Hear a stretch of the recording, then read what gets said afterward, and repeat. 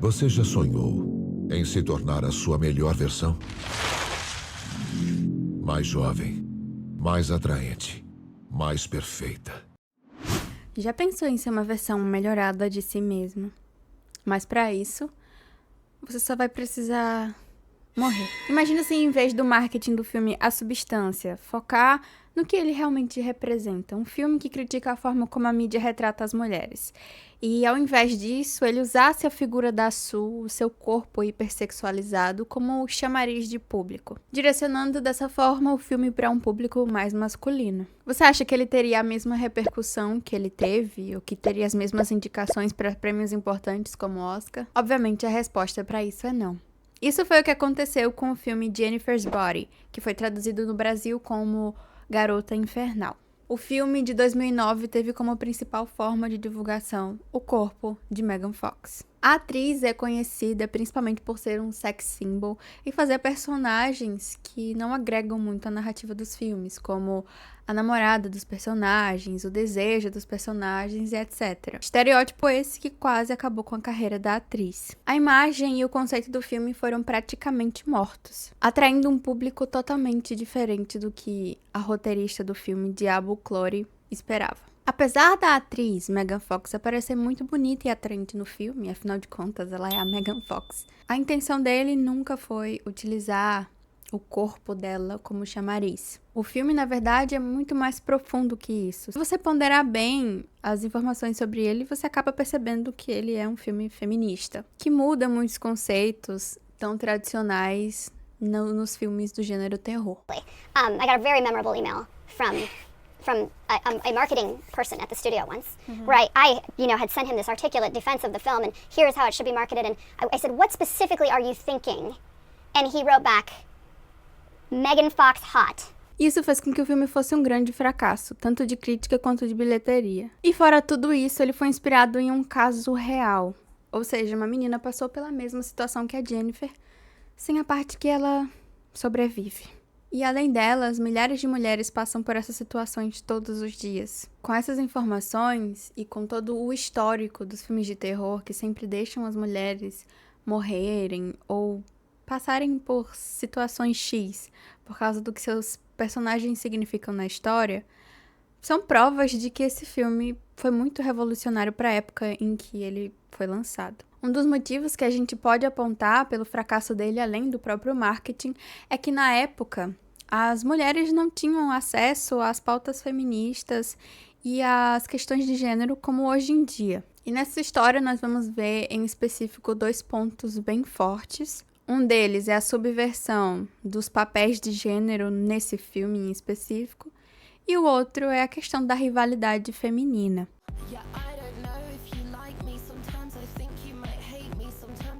Que apesar dela acabar sendo um pouco ofuscada por todos os outros significados do filme, e até mesmo por essa questão de marketing que se sobressai muito, é muito importante e também complementa essa narrativa.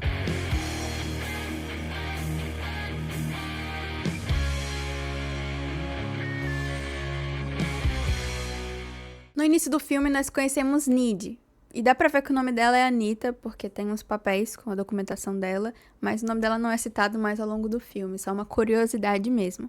Não dá pra saber por que motivo ela tá ali, mas ela é uma pessoa com uma certa agressividade, bem marcada, né? Ela tem arranhões pelo corpo e a forma como ela trata também os funcionários ali da clínica deixa isso bem evidente. Um dos motivos dela estar dessa forma é que muitas pessoas morreram recentemente, né? Então, de certa forma, isso meio que provocou a ida dela até lá. E aí, então, ela conta a história dela do que a fez chegar até ali. O filme começa como uma espécie de subgênero adolescente. Esses filmes teens que a gente costuma ver com a menina popular, com a menina nerd. As duas protagonistas da história vão ocupar esses estereótipos em específico. Em primeiro, a Needy, que é a narradora da história, ela tem as características da menina pura, da virgem, que é uma pessoa que não se destaca na escola, mas tem tendência a ser inteligente, é uma pessoa que não cuida muito da própria aparência,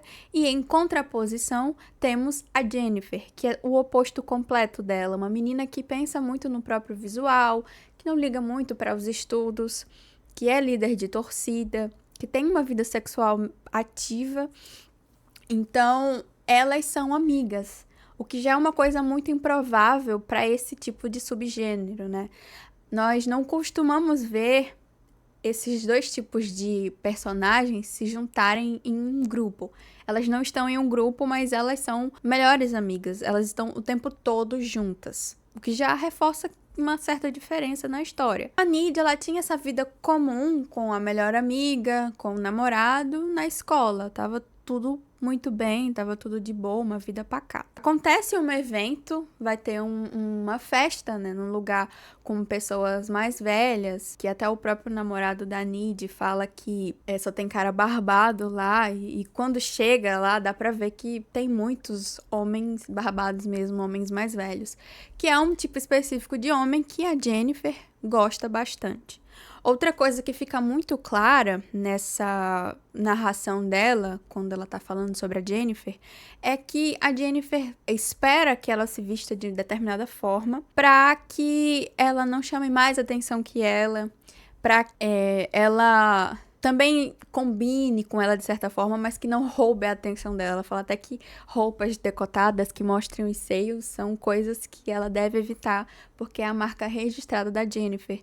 Então tem essa certa inimizade entre elas, ama-inimigas, uma espécie de coisa assim. A amizade delas não é uma amizade 100% saudável, ela tem algumas barreiras enfrentadas. Mas, ao mesmo tempo, você sente uma tensão sexual entre as duas muito forte. E apesar da Nid ter um namorado, né, e parecer que ela gosta muito dele, eles têm uma relação saudável até esse ponto do filme, existe na escola também esse rumor de que as duas são gays. Você é uma lésbica gay. E aí a gente consegue ver nessa construção das duas personagens, quase que antagônicas, são estereótipos muito comuns. E eles vão ser usados nesse filme com propósito também. Por outro lado, se a gente for comparar com os filmes de terror, esse estereótipo já é diferente, né? Diferente dos filmes teen, que são voltados mais para adolescentes, nesse caso, os filmes de terror, elas vão representar coisas diferentes. Por exemplo, a Nid, que seria a virgem, ela costuma ser a personagem que não morre nos filmes, né? Que passa por todas as situações, mas que é poupada. Como se isso fosse uma forma de glorificar o fato dela não ter uma vida sexual ativa.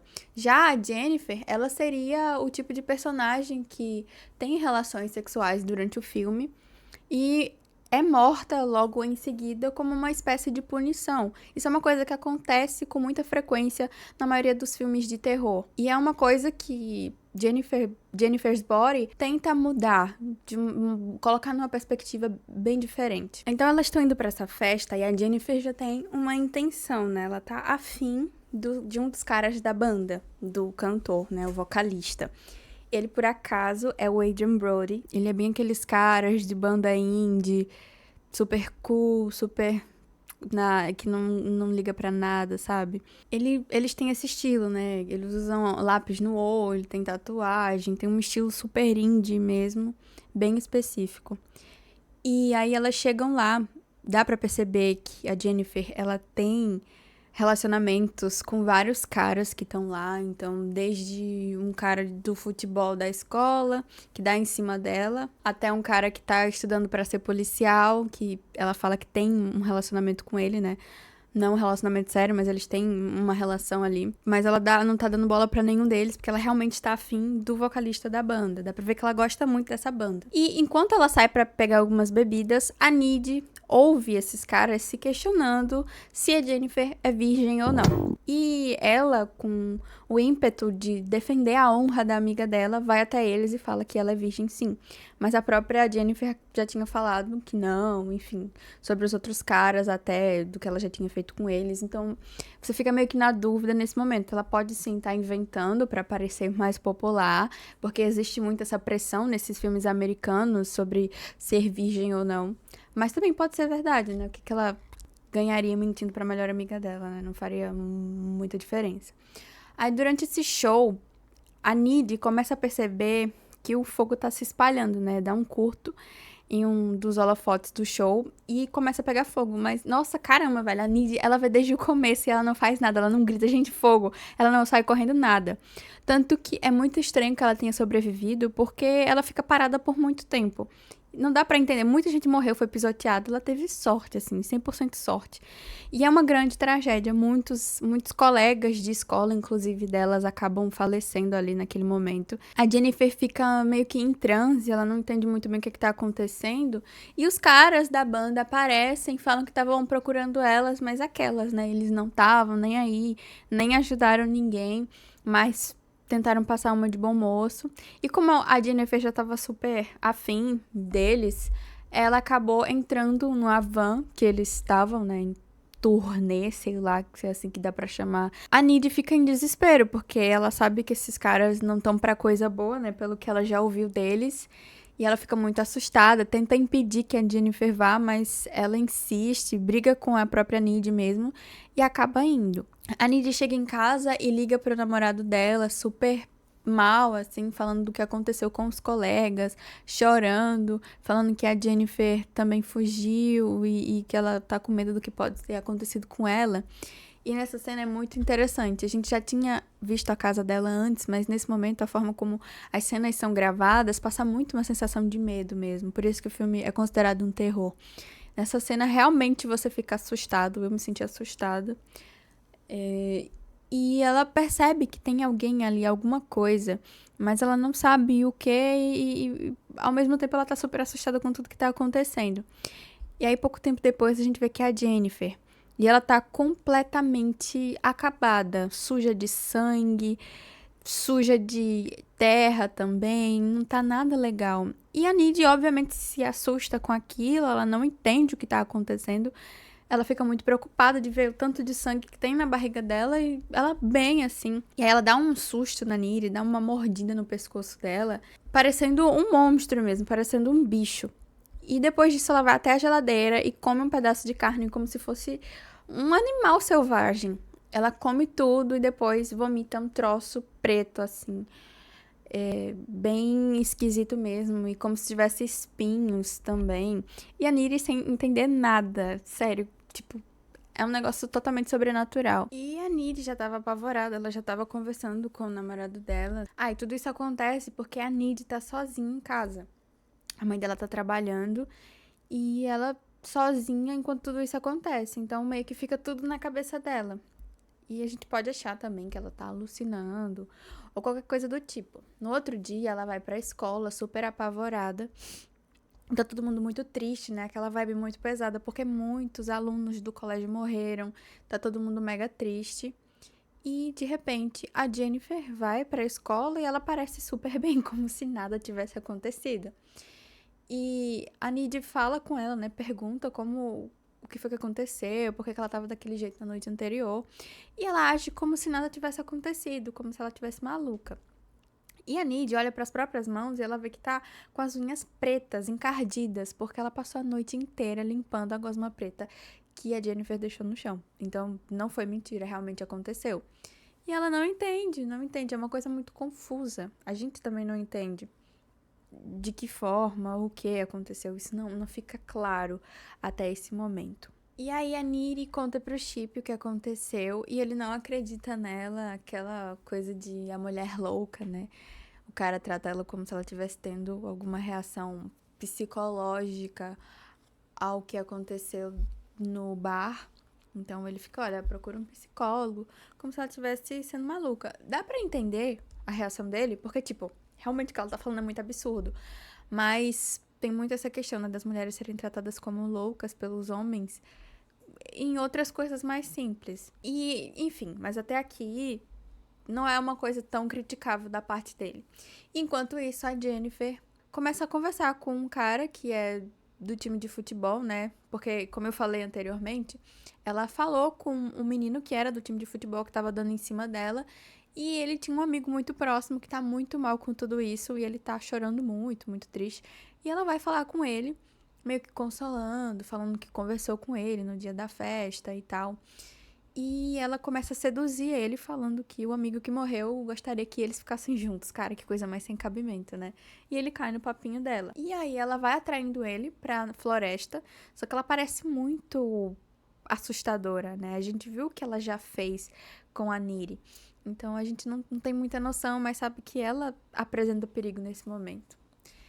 E aí ela leva ele até lá, parece que eles vão fazer alguma coisa, se é que vocês me entendem, mas ela devora ele. Ela realmente come ele, come até alguns órgãos dele, algumas partes, e deixa ele todo aberto lá. E depois um dos professores da escola vê o corpo, chama a polícia, tem toda aquela comoção da família e tudo mais. E aí é mais uma morte para a lista das mortes que a escola já tem, então é um momento muito pesado. E a Jennifer, ela se safa disso de boa, ela foge pelo lago, se limpa, né, e não fica nenhuma coisa que possa comprometer ela, depois que ela fez isso. E aí o tempo começa a passar, e a escola lidando com esse luto muito profundo, né, os alunos chorando pelos cantos, aquele clima muito pesado ali. E uma música daquela banda que tocou no dia do incêndio começa a fazer sucesso, e alguns alunos criam um boato de que músicos da banda estavam ajudando alunos no dia que isso aconteceu. Não só alunos, né, como pessoas em geral. E a Niri sabe que isso é mentira, mas brigam com ela, enfim. E nesse mesmo dia, na escola, a Jennifer aparece e ela tá totalmente destruída. Ela é lindíssima. É a Megan Fox, né, gente? Mas ela tá totalmente ressecada, o cabelo dela tá mal, o rosto dela muito pálido. E até a Niri percebe isso, né? Ela que é uma pessoa tão radiante, tão bonita o tempo todo, tão preocupada com a aparência.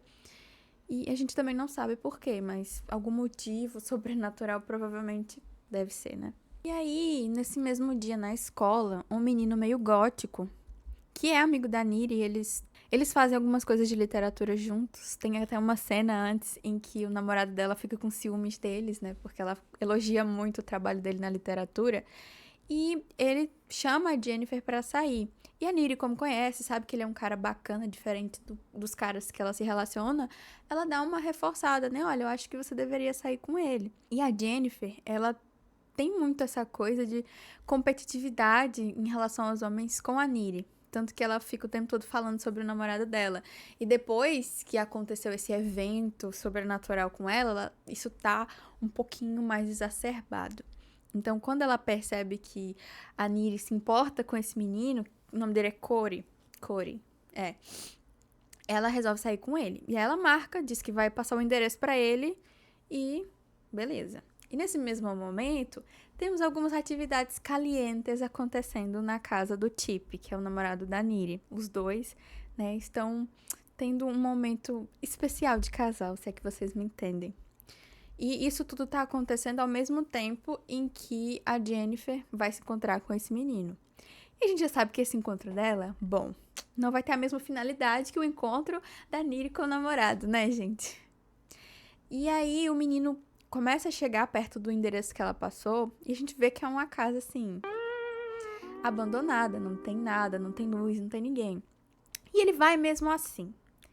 Então, um ponto sobre essa questão toda, a gente sabe que nós, mulheres, nunca nos submeteríamos a isso. Nem que fosse o cara mais gato do universo, eu entraria numa casa abandonada. Nunca. A gente tem um senso de...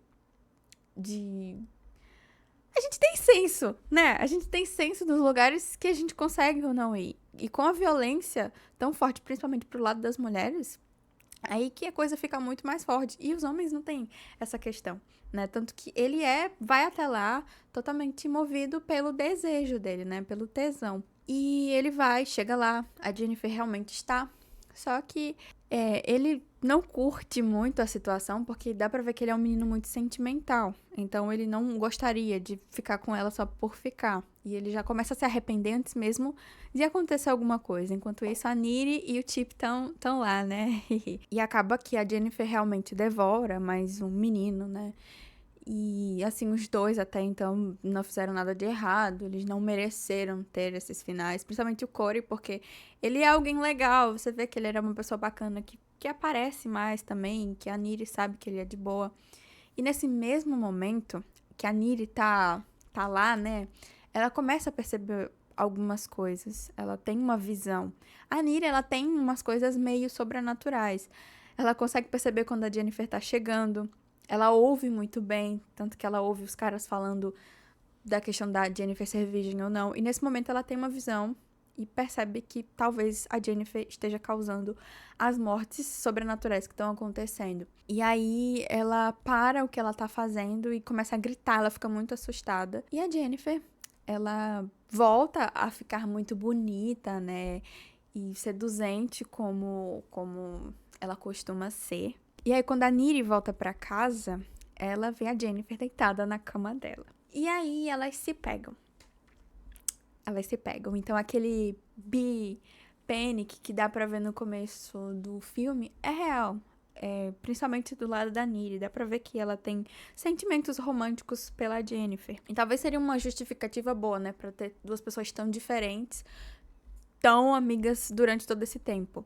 E é uma coisa muito interessante, porque você vê rivalidade entre elas, mesmo que elas tenham um interesse amoroso ali.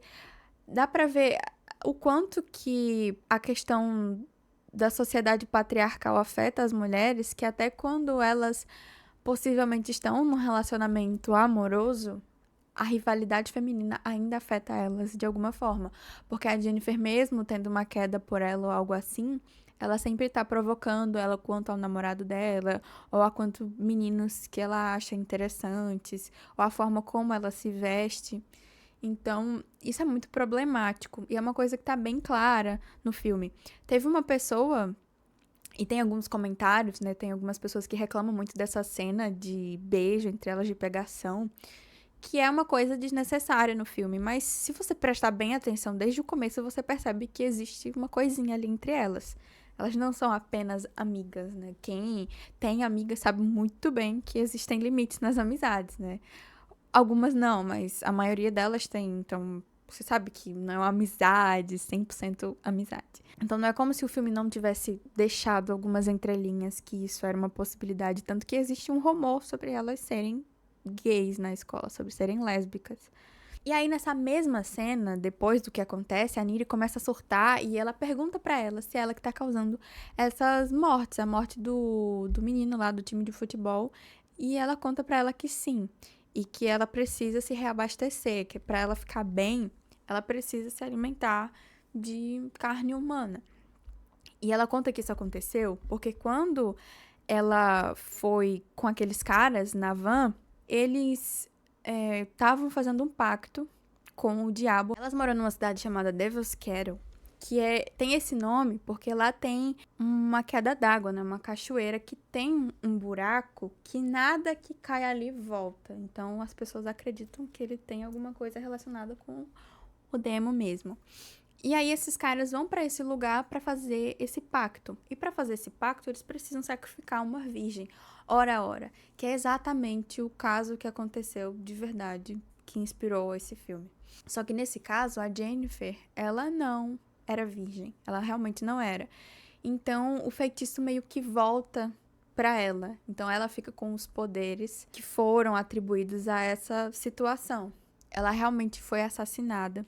E essa cena que ela é morta, né, mostra que um dos caras até tava meio arrependido, que ela foi totalmente motivada pelo vocalista. Eles tinham muito interesse em ficar famosos, eles usam até o Maroon 5 como exemplo de fama. E ele mata ela cantando uma música. É uma coisa, assim, muito triste, mas não é tão pesada. É uma coisa muito notável que a morte dos meninos é muito mais visual. Ela é muito mais gráfica, você fica com mais receio de assistir do que a dela. A dela você não vê muito sangue, você não vê realmente o que tá acontecendo, é mais como se tudo tivesse embaçado. E é mais uma subversão do gênero, porque geralmente nós costumamos ver as mulheres nessa situação de violência gráfica, tanto quanto cenas de violência sexual que muitas vezes aparecem de uma forma exageradamente realista. Na minha opinião, não é uma coisa legal a gente ver umas obras com uma coisa tão exata, sabe? Tão real. Porque isso pode fazer com que pessoas que gostam desse tipo de coisa se sintam bem ou possam achar que isso é legal e queiram reproduzir por aí. Eu sei que que existe essas situações pra tudo, né? Sempre tem pessoas que gostam de coisas bizarras e quase tudo vai alimentar. Mas tem coisa que dá pra evitar. E ver mulheres nessa situação, quando a gente já tem tanta insegurança, é muito triste. Então eu gosto de como o filme faz isso. E aí a Niri fica muito mal. Ela percebe que, de certa forma, a Jennifer morreu naquela noite. Porque ela não é mais a mesma pessoa, ela não age mais como antes. E ela sempre vai precisar matar uma pessoa pra ficar bem. E ela também percebe com isso que ela provavelmente matou alguém naquela noite, pra ela tá bem de novo, né? Porque ela tá com um glow up total. E a Niri fica perturbada com isso. Que ela já estava, né? Com tantas coisas acontecendo. É tipo uma grande sequência de coisas terríveis acontecendo na vida dessa menina. E aí, com mais uma morte na escola, o clima cada vez mais pesado. E aquela música fazendo muito sucesso. E agora a Niri sabe tudo sobre os caras que cantam ela, né? Ela já não gostava, porque ela já sabia que eles estavam levando crédito por uma coisa que eles não fizeram. Mas agora a raiva aumenta muito mais. Que os grandes babacas, os grandes vilões dessa história são eles. A Niri fica muito preocupada e ela começa a ler. Ela vai numa sessão de mitologia na escola e ela encontra alguns materiais que podem explicar o que a Jennifer é. E ela descobre que ela é uma súcubus. Súcubus é uma espécie de demônios, geralmente são mulheres, que se alimentam de homens. Então elas são muito bonitas, muito sensuais, e elas usam disso pra atrair as presas e matar eles de fato. E aí ela vai contar isso pro Chip e o Chip não acredita nela, né? Mais uma vez ele descredibilizando ela. O Chip, ele não é um grande exemplo de bom namorado não, gente. Ele é assim, ele é legal, eu não vou dizer que ele é um cara horrível. Tem caras muito piores que ele, mas ele é um bananão, ele não dá uma dentro, sabe? Ele sempre tá dizendo umas besteiras que incomodam. E nesse caso aí, tratando ela como maluca, é bem chato de ver. E aí ele tá convidando ela pra ir pro baile e a Niri tá preocupada com as mortes, né, que tá acontecendo e tá ficando muito pesado. E já faz um mês desde a morte do Corey, ela sabe que o baile vai ser o momento exato em que alguém vai morrer.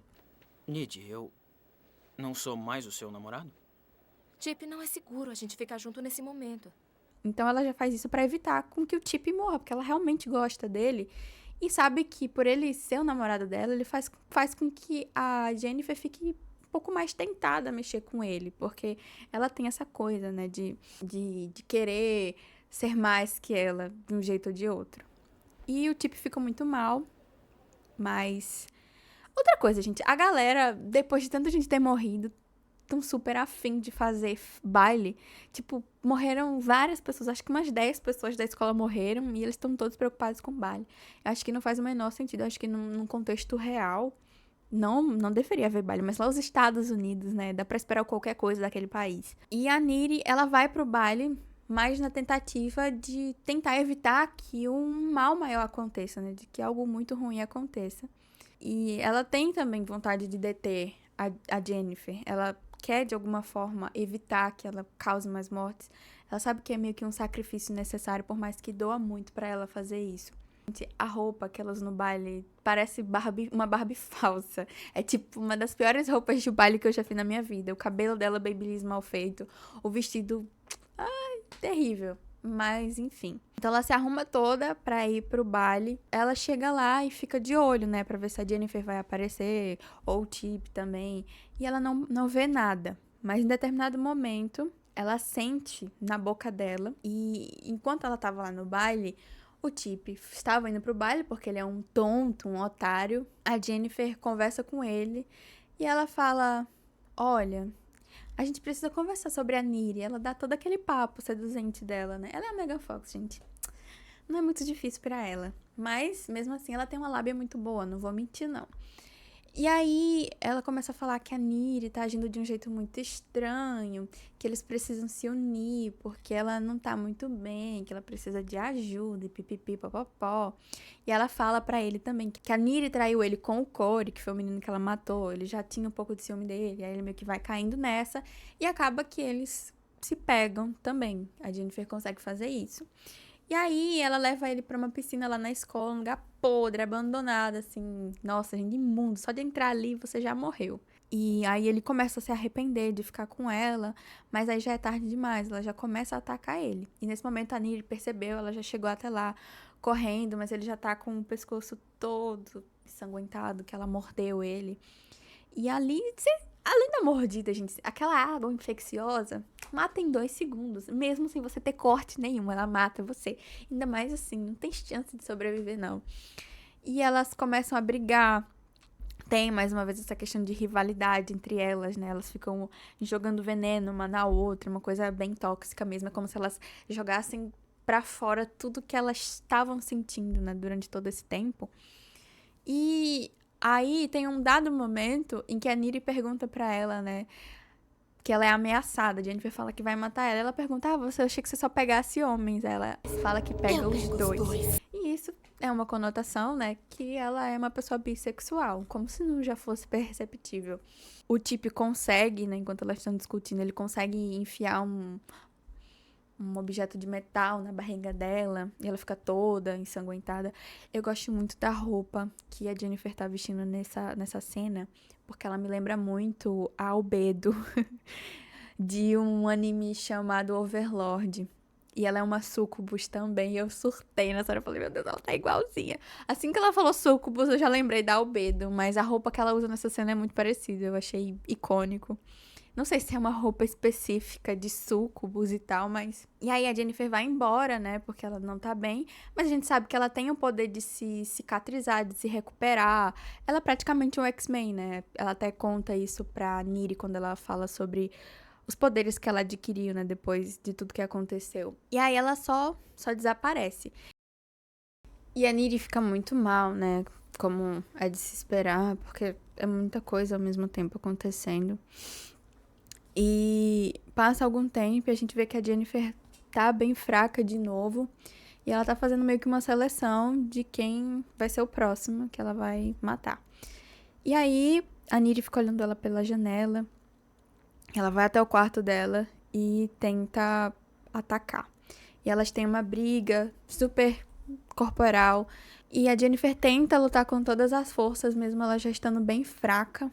Mas no momento que ela tira o colar dela de melhores amigas, ela chama colar de coração, solta, sabe, assim, abre a mão de tentar se defender. E aí a Niri mete uma faca no peito dela e ela morre. E aí a mãe da Jennifer chega e a Niri é pega. E aí é basicamente por isso que ela tá na clínica psiquiátrica, né? Porque tudo que ela fez pode ser visto, de certa forma, como um surto, né? Depois de tantas coisas ruins acontecendo. Então, talvez por isso que ela não tenha ido pra cadeia em si. E antes da Jennifer morrer, ela dá uma mordida no pescoço da Niri. Ela consegue pegar os poderes dela. Ela disse que quando uma pessoa é mordida por uma pessoa com poderes demoníacos como ela adquire algumas das habilidades. Então, ela consegue levitar da mesma forma que a Jennifer. E acho que se cicatrizar também, não tem muitos detalhes, mas ela foge da clínica.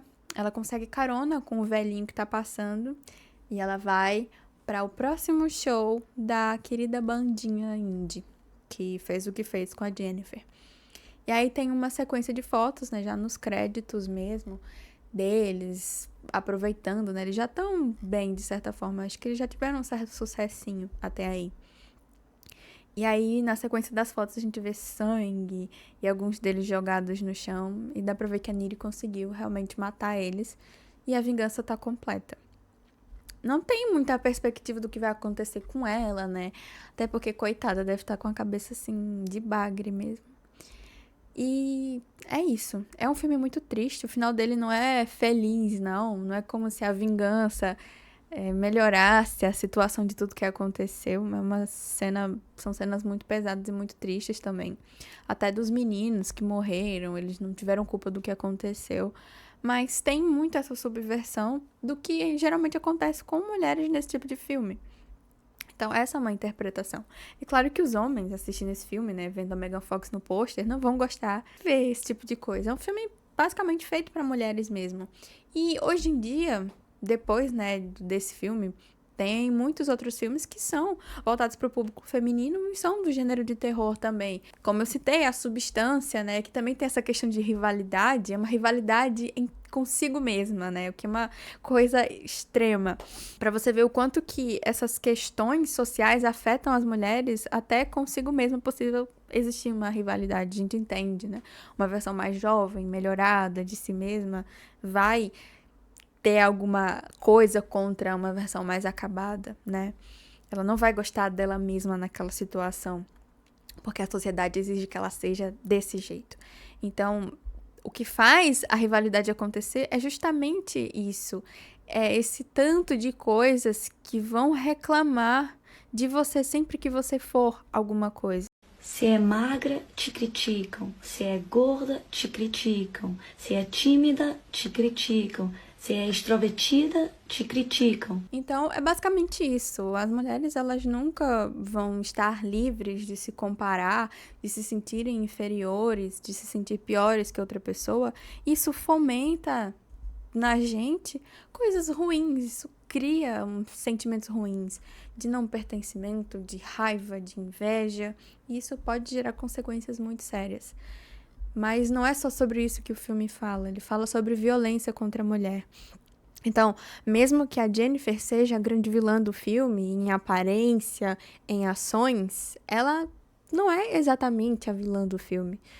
Quem fez ela se tornar isso que é o vilão. Então, o que a gente pode interpretar disso também?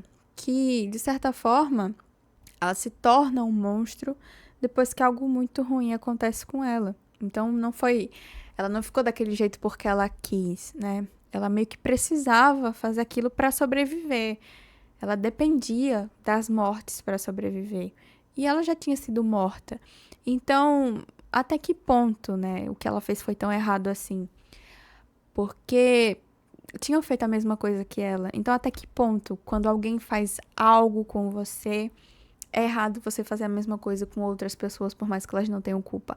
Certo também não é, mas de um jeito específico, é como se fosse entendível o que ela faz, né?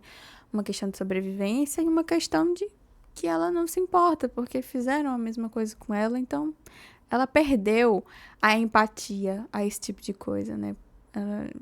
Enfim, é um filme muito complexo, eu poderia passar horas e horas falando sobre ele, porque, assim, são realmente muitas coisas.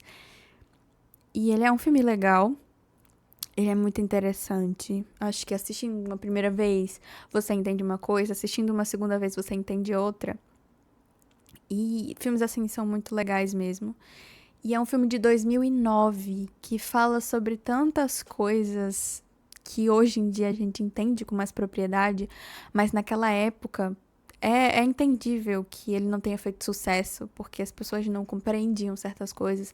E ele pode parecer confuso até para pessoas assistindo ele nos dias de hoje. Eu gosto muito desse trabalho, eu gosto muito da Diablo Cody, que é a roteirista desse filme. Tem outro filme dela que eu gosto muito, que se chama Lisa Frankenstein, que tem uma vibe bem pesada, assim, também.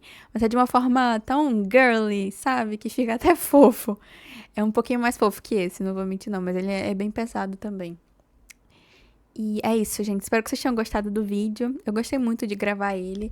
E a roupa que eu tô usando é de uma cena que a Jennifer aparece, né? Quando ela tá super bem, depois que ela adquire os poderes. Espero que vocês tenham gostado. Eu fiz todos os coraçõezinhos desse casaco. Espero que saia.